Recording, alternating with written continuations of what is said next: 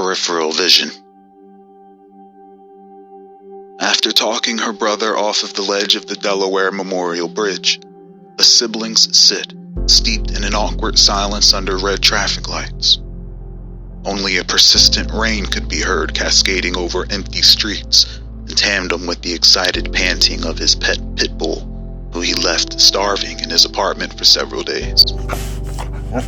Despite being abandoned, the angelical beast persistently and enthusiastically attempts to clean his master's exposed forearm wounds, riddled with evidence of recent laborious drug use.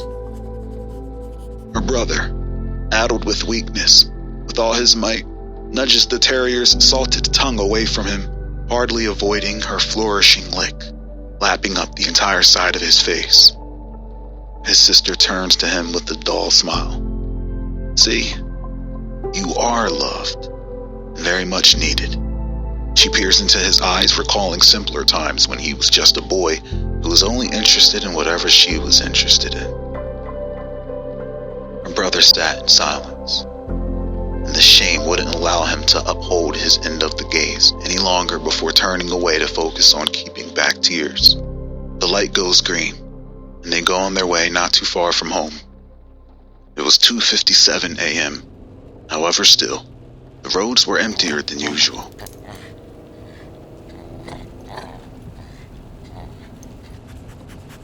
She hoped for another red light, for it was an opportunity to converse a little, maybe figure out how she could help with getting him off rock bottom. Several intersections later, they approach a green light turning yellow and on the verge of going red. Oddly enough, there was a vehicle already under the green light that remained unmoved throughout all the phases of the light. Pulling up beside it and coming to a rolling stop, she peers over her brother toward the vehicle to see if anyone was still in it, perhaps sleeping or having some kind of issue, and almost instantly, she spots a face that she could barely make out as it was enumerated by red traffic light. Likely going unnoticed, she immediately and nonchalantly turns away, successfully avoiding any awkward eye contact. As planned, the sister cautiously initiates small talk with her troubled counterpart, but is interrupted by his dog, who begins barking frantically at the neighboring vehicle. She turns to calm the pup a bit, then returns to the conversation, which begins to bloom as her brother opens up with tears and begins to share truths of the demons racking his brain, the need, the source. The sister smirks and shushes him while retrieving a box from her shirt pocket. His eyes light up once she reveals its contents to him. More of the same of what got him here to begin with. Before fixing his chapped lips to ask for a free sample, his sister gives him a stiff price point, $600. He just about begins to lose it before suddenly his dog begins flipping out, increasingly irritated and circling in the back seat. The sister begins to yell at the dog until she unwittingly glances over her brother's shoulder once more, locking eyes with the driver in the car next to them. An unusually large and bulbous visage with vacant eye holes sat there, gazing at her through the window. She began to experience a wildly uncomfortable magnetic sensation that began to pull her eyes in opposite directions, forcing her to blink. But even that was a struggle. Just as quick as it began, the sensation ended, though. The pain, the pressure, the barking now muffled. Slowly opening her eyes, she finds herself in the other car.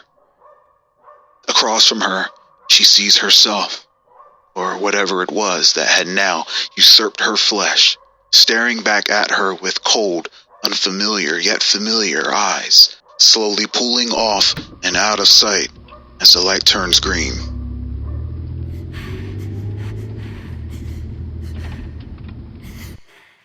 But the inability to shed a tear, let alone move, was harrowing and just wholly unexplainable.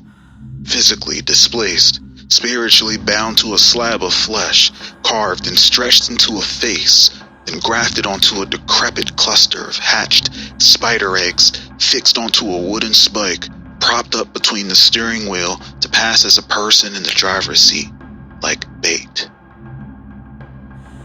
Suddenly, she feels the cold hands of a stranger peeling her off the base of the husk, from chin to brow, and hanging her delicately upon the car seat. From this view, despite being upside down, she now bears witness to the unimaginable. Hundreds of tiny hovering necro-fetuses queued into a single line spanning across the entirety of the front car seats, spiraling up the wooden stake, waiting for something. Those cold fingers were attached to that something as a wispy, many-limbed, disembodied head wrapped with its own long beard slowly shimmies across the inside ceiling of the vehicle, with it carrying several more face grafts clamped between its teeny tiny pudgy toddler-esque fingers. Ethereal guttural cooing emits from its mouth as it contemplates which face to choose before it begins to unfold its choice of face diligently upon the cluster of eggs, then imbuing it with a necro-fetus in preparation for its next catch. Avoid eye contact with people in cars next to you at stoplights.